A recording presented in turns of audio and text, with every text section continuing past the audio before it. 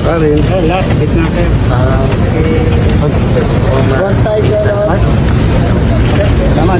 Okay, thank you. Sir? Oo, yung parang ko na lang yung mga ilang page na lang yan. Yung mga dokumento niyang hawak na ihahain niya doon sa 18 Marines nga nagsumbong na may na binayaran siya ng malitang pera.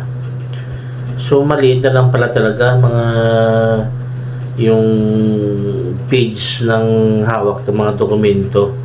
Hindi katulad nung kay Tatay Digong na sa ICC na isang cart talaga na kilo, mga 10 kilo yata ang bigat nun na mga dokumento. Pero ngayon manipis na lang.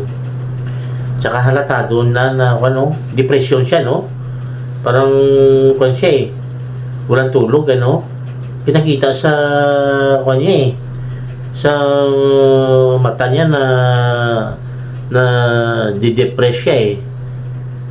Parang iyak siya eh.